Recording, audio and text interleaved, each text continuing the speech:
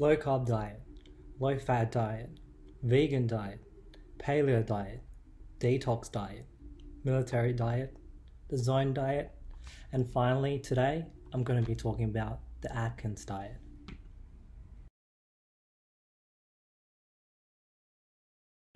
So what is the Atkins diet? Well, it's a low carbohydrate diet devised by Dr. Robert Atkins in 1972, hence the name, the Atkins diet. Ever since, it has evolved into Atkins 20 and Atkins 40 diet, where the 20 and 40 are the amounts of carbohydrates you can have per day. According to Dr. Atkins, the main reason of weight gain is caused by refined carbohydrates, especially sugars, which are usually found in soft drinks and sweets.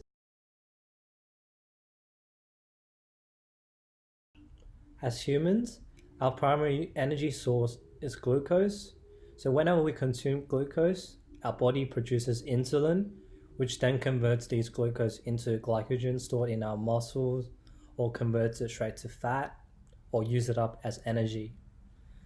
The Atkins diet, or like many other low carbohydrate diets, with the absence of glucose, it promotes ketosis.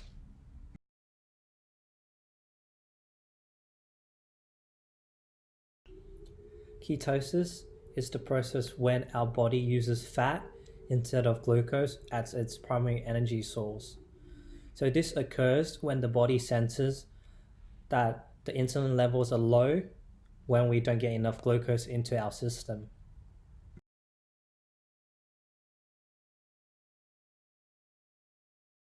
Like I mentioned earlier, the Atkins diet is a low carb diet which promotes high protein and high fat consumption. So there are 4 phases in total for the Atkins diet. So phase 1 is to restrict your carb intake down to 20 or 40 grams, depending on if it's the Atkins 20 or 40 diet. And phase 2 is to reintroduce low GI fruits or low carb vegetables or high fiber foods into your diet. So if you're experiencing any weight gain, then you'll have to cut down the carbs until weight loss begins again. And then phase 3 is to gradually increase the amount of carbs you eat and stop if the weight loss stops. And then phase 4, it's a lifetime maintenance. So by this stage, you'll be able to eat a great amount of carbohydrates without experiencing any weight gain.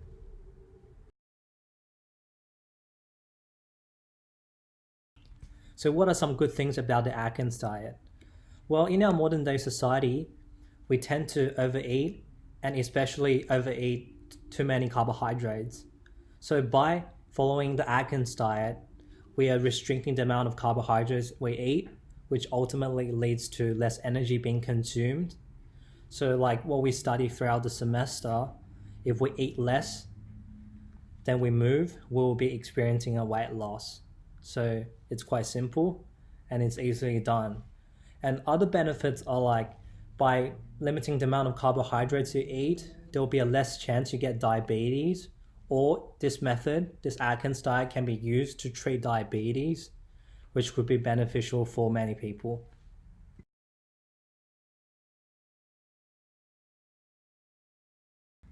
Well, the Atkins diet states that as long as you eat very little carbohydrates, then you can eat as much protein and fats as you want. I mean, that doesn't sound very healthy to me. Well, ultimately, it comes down to how many calories you eat in total. So if you don't restrict the amount of protein and fats you eat, you will ultimately gain weight. And when it comes to fat, it's a lot more energy dense comparing to carbohydrates, where fat is 9 calories per gram and carbohydrates only 4 calories per gram. So if you just blindly follow the Atkins diet, you're very likely to gain weight instead of losing weight.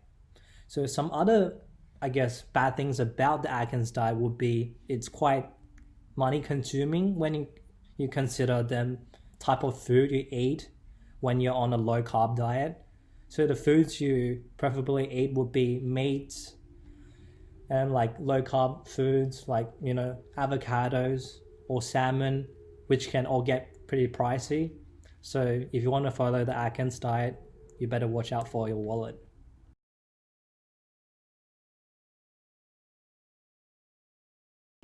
Hey guys, I just went to Coles and I grabbed some of the foods that we should eat and should avoid when we're on the Atkins diet.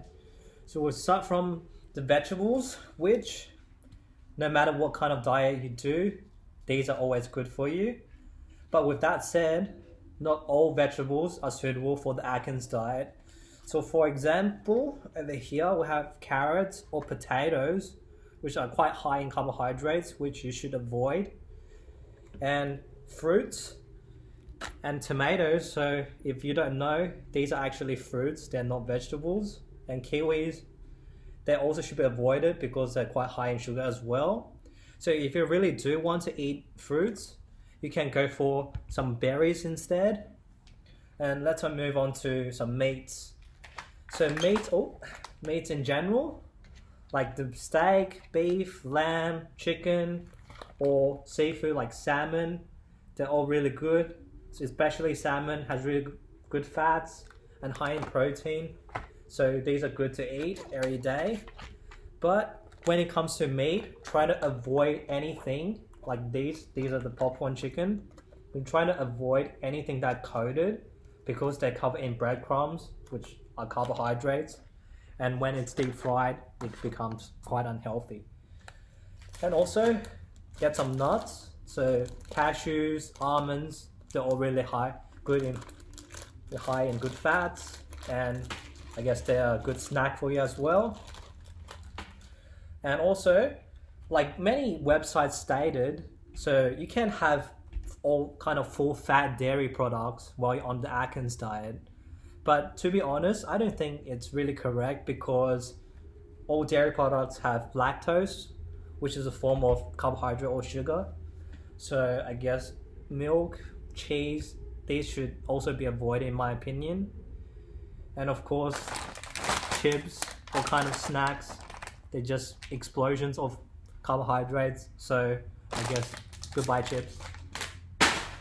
Okay, so also when it comes to staple foods, well, me as an Asian, I love to have rice or noodles. So if I'm on the Atkins diet, I can't have any of that. It's kind of sad, and I don't think I can keep up very long. So if you do want to have some rice or staple food instead, go for the low GI options. So for example, brown rice instead of white rice, or there are low GI pastas that you can eat. And ultimately, when it comes to desserts, I don't think there's many desserts or like snacks that are low in carbohydrates. So what can you eat? So I've have a look around the Coles area. So basically some of the dark chocolates are actually quite low in carbohydrates. Maybe you can give that a try. And just a funny or fun fact. So when I went through the aisles, like from 3 to 7, where all the chips and other common foods are, I barely picked up any items that I wanted to eat for the Atkins diet. Or if I were to pick all the foods that you should avoid, I probably, bankrupt or lose all my money, so I can't afford that. But anyways, I hope you know what to eat from now on if you ever want to follow the Atkins diet. And I hope you learned something. And I guess healthy, these are the stuff, no matter what diet you're on, eat it every day.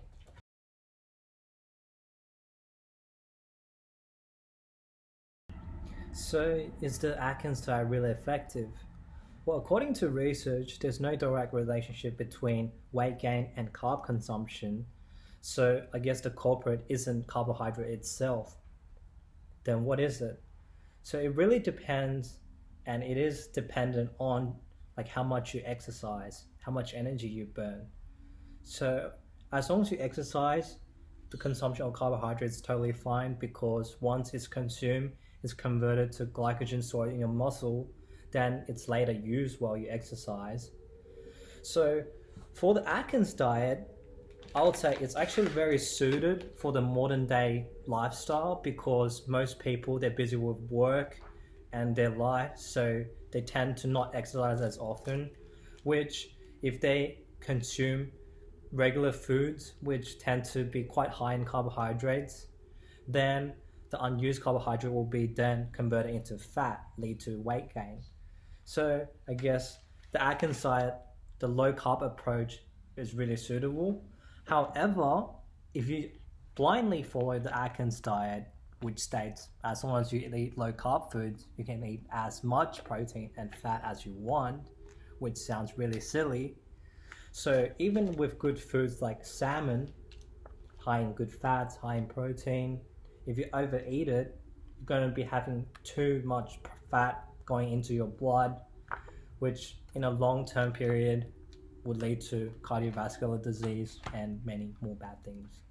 So you have to be reasonable with the amount of food you eat, no matter what kind of diet you're on, and also eat plenty of vegetables, especially the greens, low in carbs, eat plenty of nuts.